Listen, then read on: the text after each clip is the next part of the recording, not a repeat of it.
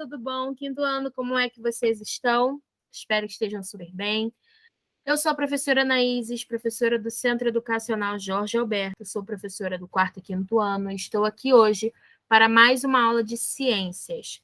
E na aula de hoje, no nosso módulo 3, a gente vai começar abrindo o módulo 3, né? Estamos próximos à finalização do módulo 3. Então, vamos lá, atenção. Está quase no finalzinho do terceiro bimestre, então época véspera de término, né? A gente fica um pouco mais rapidinho. Então, vamos lá. Página 213. Elásticas, leves e resistentes. São essas são algumas das características dos fios de seda que as aranhas produzem para construir suas teias. Esses fios são tão incríveis que atualmente diversos pesquisadores têm estudado uma maneira de produzir materiais com características semelhantes a eles. E para que serviria esse material? Para produzir roupas, por exemplo? Bom, vamos para a página 214, onde nós vamos falar sobre a propriedade dos materiais. Vamos lá. Provavelmente você já percebeu que utilizamos diferentes objetos em nosso cotidiano e que eles são feitos de diferentes maneiras. Os materiais apresentam diferentes propriedades. Para estudarmos algumas dessas propriedades, vamos acompanhar os experimentos que a professora Vânia realizou com a turma. Essas duas bolas têm o mesmo tamanho, mas são feitas de materiais diferentes. Uma delas é de isopor e a outra é de metal. Observe o que ocorre quando as colocamos em um copo com água. Se vocês olharem, a de isopor, ela boia, perdão. E a bolinha de metal, ela afunda. Agora vamos pesar essas bolas de isopor e de metal. E notem que, mesmo sendo do mesmo tamanho, a bola de metal tem maior massa do que a de isopor. O que aconteceu com as bolas quando foram colocadas no copo de água? Bom, nós vimos aí, observamos que aconteceu o quê? A bola de isopor, ela boiou e a de metal afundou, né? O resultado que você citou na questão 1 está relacionado a uma propriedade chamada densidade, que relaciona a massa de um corpo e o volume ocupado por ele. Então, o que é densidade? É o que relaciona a massa de um corpo e o volume ocupado por ele. No experimento realizado por Vânia, a bola de metal é mais densa que a água, por isso ela afunda. Além disso, o metal é mais denso do que o isopor, por isso apresenta maior massa. Já a bola de isopor é menos densa que a água, por isso ela flutua, e menos densa que o metal, por isso que ela não tem a massa maior. Vamos ver mais um exemplo. Aqui temos 2 copos com a mesma quantidade de água. No copo 1, vamos adicionar uma colher de chá de sal, e no copo 2, a mesma quantidade de areia. Note que um copo nós não conseguimos identificar o sal. Já no copo 2, é possível identificar a areia. Como vocês podem ver no copo 1, quando a gente mistura, lembra que lá no quarto ano a gente aprendeu sobre homogêneo e heterogêneo, sobre esses tipos de mistura? Então, mistura homogênea é aquela mistura em que quando você, né, utiliza ela, como por exemplo água e sal, são 2 componentes diferentes e quando você os mistura, eles viram um só. Né? Você não consegue ver que tem 2 componentes diferentes. Já ali a areia, ela seria uma mistura heterogênea. Por quê? Porque a areia ela não se mistura com a água. 2. Por que você acha que não foi possível identificar o sal no copo 1? E por que foi possível identificar no copo 2? Bom, no copo 1, ela se dissolveu na água, aquele sal. Já no copo 2, a areia ela não se dissolveu na água, ela continuou ali densazinha. A propriedade de alguns materiais tem que se dissolver em outro, e é chamado de solubilidade. No experimento realizado por Vânia, o sal se dissolve na água e, por isso, não conseguimos identificá-lo. Já a areia não se dissolve na água. Por essa razão, podemos identificar a areia que foi adicionada à água. Observe o que acontece quando estico esse elástico. A escrita na lousa é possível graças à propriedade da dureza. A elasticidade é a propriedade que permite o material retornar ao seu formato original, após ele ser esticado ou comprido. Como ocorreu no elástico, o giz, por outro lado, é constituído de materiais que têm menor dureza que os materiais da lousa. Por isso, o giz é desgastado ao ser comprimido contra a lousa. Então, vamos marcar algumas coisas aqui na página 214 e na página 215. A tia vai pegar aqui, ó, para poder sublinhar, e você marca com seu marca-texto aí, tá? Vamos falar sobre densidade. O que é densidade? Densidade relaciona a massa de um corpo, tá? Deixa eu apagar aqui, ó.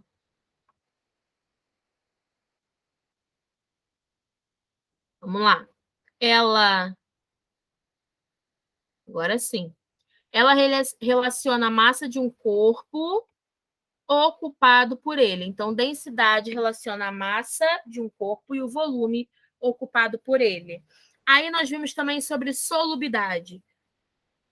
O que é solubilidade? Olha aqui, ó.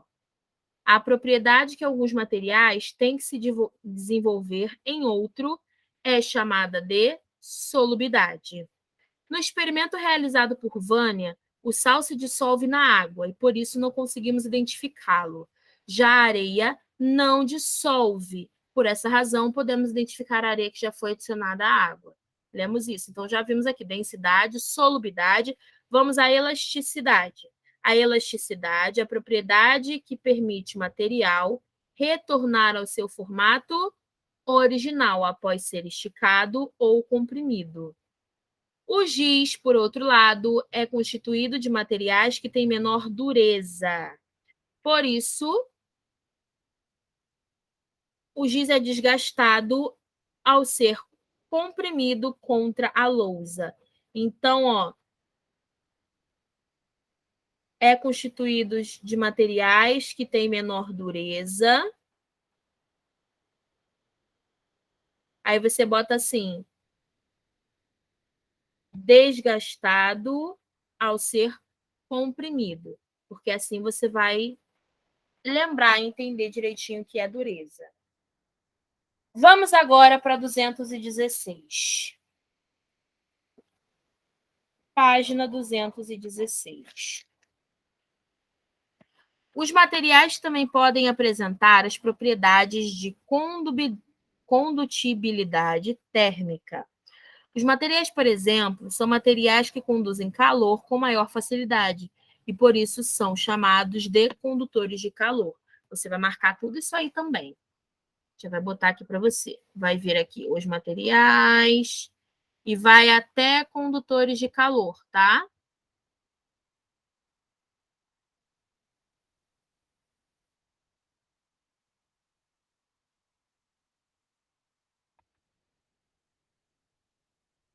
Muito bem. Agora vamos lá. Deixa a tia pegar aqui o carregador e vamos continuar. Os outros materiais, como a madeira, o vidro e o plástico, estão relacionados aqui. E o plástico e o isopor são condutores de calor, eles conduzem calor, mas só que lentamente, tá? Eles são chamados maus condutores de calor ou isolantes térmicos. Veja o exemplo a seguir.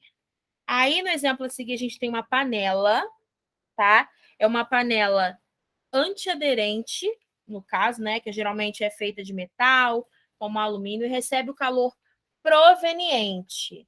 Ó, ela recebe o calor proveniente da chama do fogão e se aquece, como alumínio, e é um bom condutor de calor e energia proveniente do fogo, que é transferida facilmente para a água e o alimento se aquece. O calor se refere à energia que é trocada entre corpos como diferentes temperaturas. Essas transferências de energias ocorrem espontaneamente de um corpo de maior temperatura para o corpo de menor temperatura. Agora observe a fotografia a seguir. Como é possível o ímã se fixar na porta da geladeira? A resposta da questão acima é propriedades magnéticas. Então, a gente viu a condutibilidade térmica, aonde nós temos como exemplo os metais, nós marcamos ali. O que é condutibilidade térmica? São materiais que conduzem calor com maior facilidade. Ponto. Aí você já sabe o que é a condutibilidade térmica. E agora vamos lá, propriedades magnéticas. Os objetos feitos com materiais que apresentam essa propriedade, como os ímãs, são capazes de atrair objetos feitos de alguns tipos de metais, como o ferro. Agora vamos para a condutibilidade, dá uma enroladinha na língua, né? Elétrica. Há também objetos, como os fios elétricos ligados aos aparelhos eletrônicos, que são feitos de materiais capazes de conduzir corretamente, de conduzir a corrente elétrica. Essa propriedade é chamada de condutibilidade térmica. Na 217, vocês vão ter um exercício facinho só de ligar, para vocês poderem identificar o que é cada situação e ligar aí para mim, tá bom? Página 218, a mesma coisa. E na 219, a gente tem aí, ó, um resumão das coisas que a gente viu. Ó. Condutibilidade térmica está relacionada à capacidade dos materiais de conduzir calor. Propriedade magnética, os materiais são capazes de atrair aqueles feitos com alguns tipos de metal. A elasticidade são relacionados à capacidade do material de voltar à sua forma original após ser esticado ou comprimido. A condutibilidade elétrica está relacionada à capacidade dos materiais de conduzir correntes elétricas. A densidade é relacionada à massa de um corpo e o volume ocupado por ele. A solubilidade se refere à capacidade de um material se dissolver do outro, tá? Como exemplo, a água e o açúcar. Em relação à dureza, alguns materiais são mais duros do que os outros, simples assim. Como, por exemplo, ó, os materiais que contribuem para que o prego tenha maior dureza do que a madeira. Essa aqui você pode até escrever assim, ó.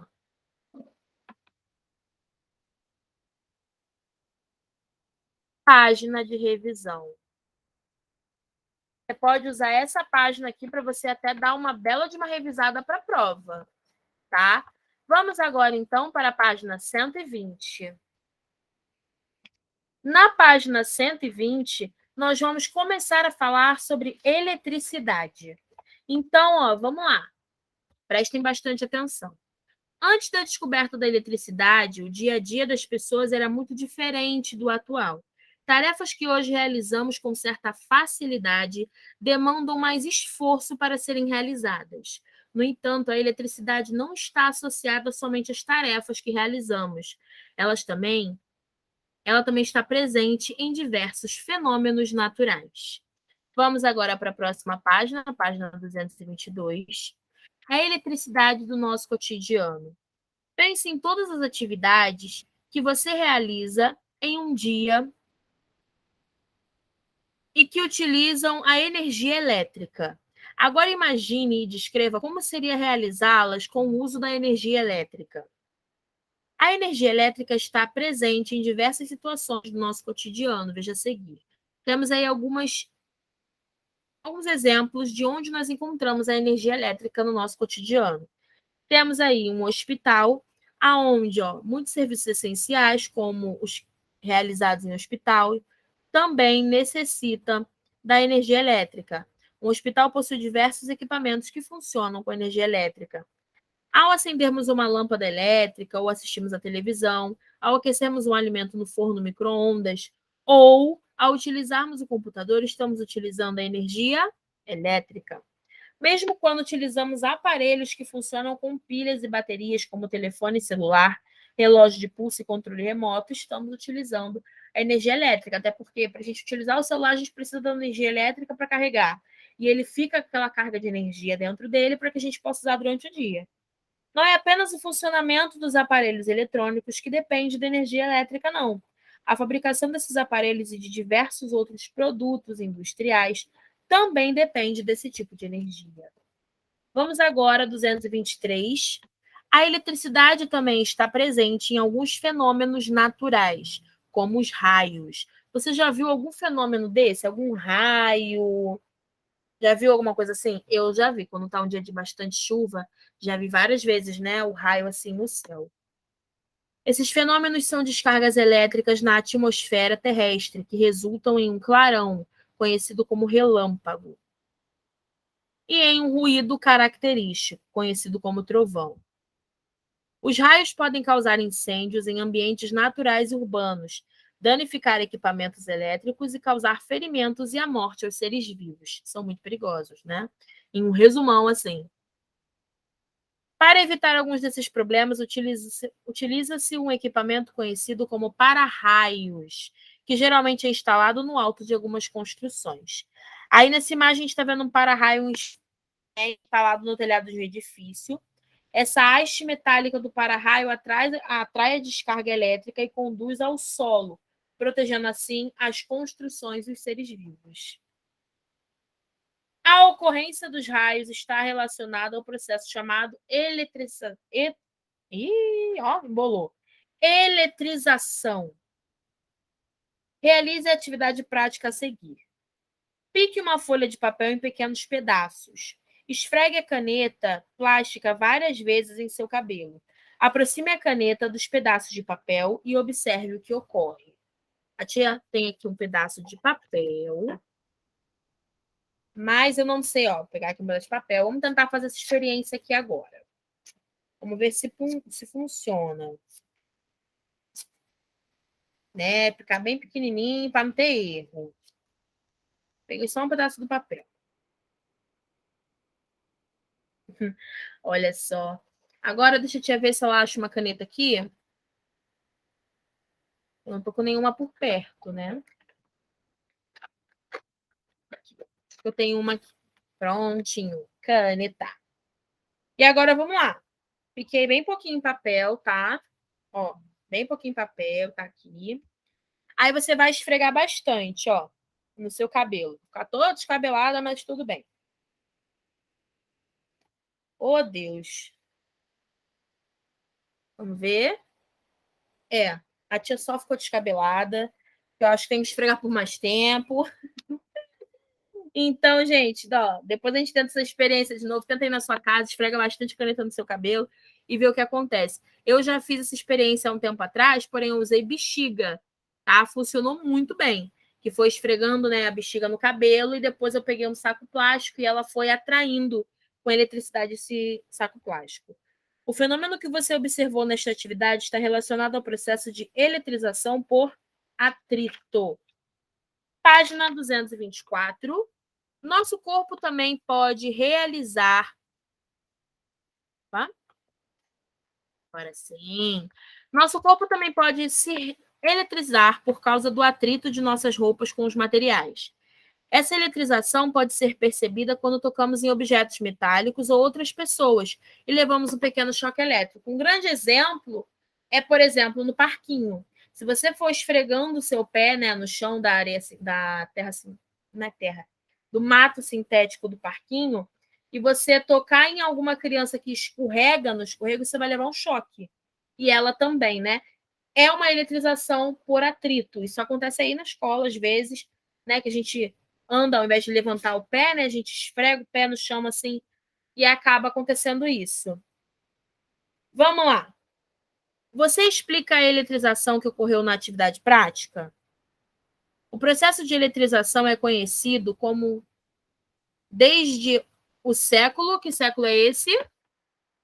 Quero só ver, vou voltar aqui para ver se vocês descobrem. Hein? Vamos lá. Acredita-se que o filósofo e matemático grego Tales de Mileto, esse é o cara, Tales de Mileto, percebeu que um material chamado âmbar atraía pedaços de palha e folhas após o atrito com a pele de um animal. Aí você pensa, Tales virou e falou assim: do nada, né? Do nada. Ele virou e falou assim: vou pegar aqui, né, e vou atrair pedaços de palha e folhas após o atrito da pele do animal. Vou pegar, entendeu? Vou observar isso.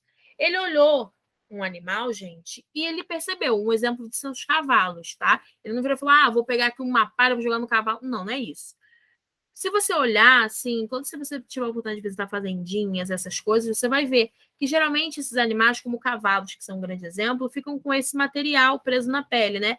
É por causa disso, né? O âmbar é uma resina fóssil proveniente de algumas árvores, tá? Alguém descobriu aí qual era o século? O processo de eletrização é conhecido desde o século.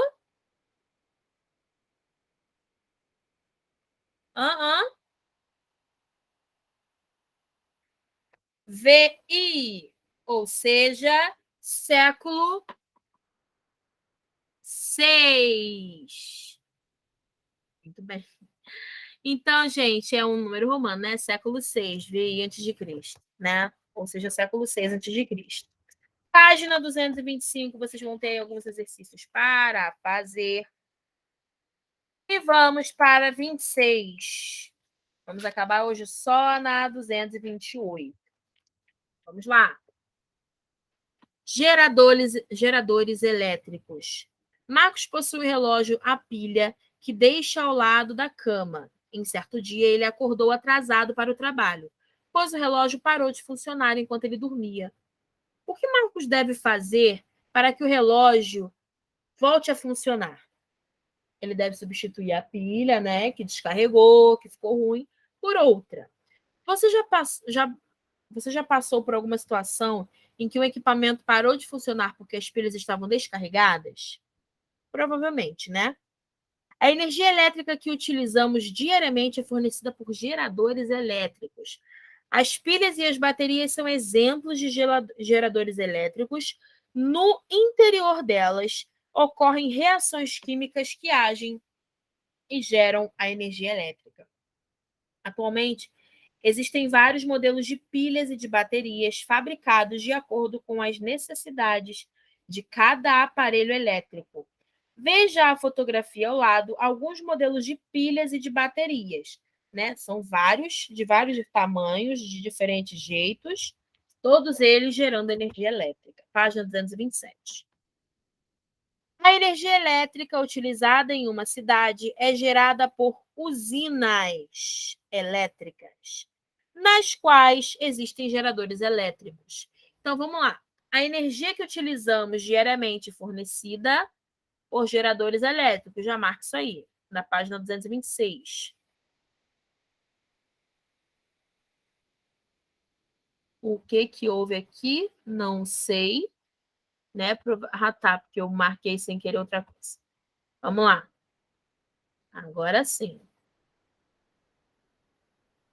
E fornecida por geradores elétricos. Agora você vai marcar aqui, ó. A energia elétrica utilizada em uma cidade é gerada em usinas elétricas, nas quais existem os geradores elétricos. Marca isso aí, que também é importante a gente lembrar.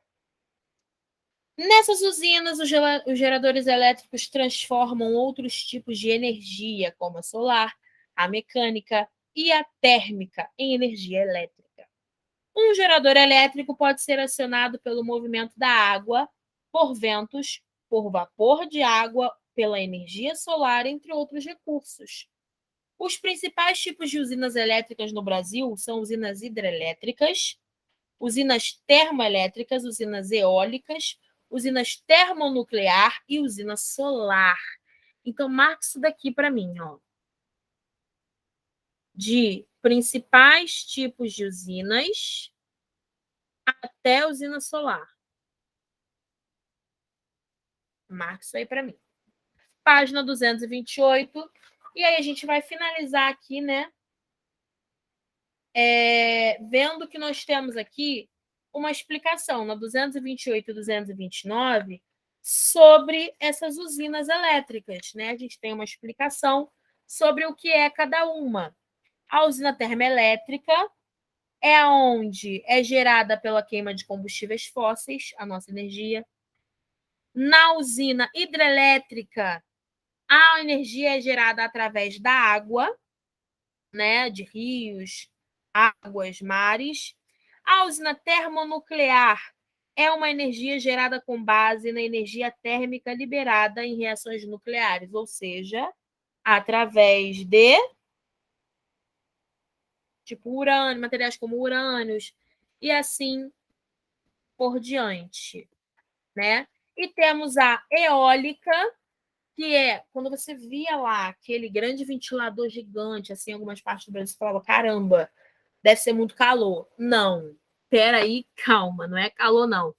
Aqueles ventiladores gigantes, né, que são conhecidos, por exemplo, a gente está aqui vendo a foto do parque eólico lá na costa leste do Ceará, né? Faz parte de uma geração de energia, onde é utilizado o vento. Então, a usina eólica, ela utiliza o vento para gerar energia, tá? E por aí a gente já foi com todas elas. Então, vimos hidrelétrica, termoelétrica, eólica e termonuclear. Termonuclear, que utiliza materiais nucleares. Eólica, utiliza o vento. Termoelétrica, ela utiliza a queima de combustíveis, né? E a hidrelétrica, que utiliza a água, tá bom? E bem, a gente fica por aqui na nossa aula. Acabamos a nossa aula de ciências e foi uma aula excelente. Eu espero que vocês tenham gostado muito, tá bom? Já vai parar aqui de transmitir para vocês. Deixar o meu grande beijo. Até a próxima aula, quinto ano, e tchau, tchau.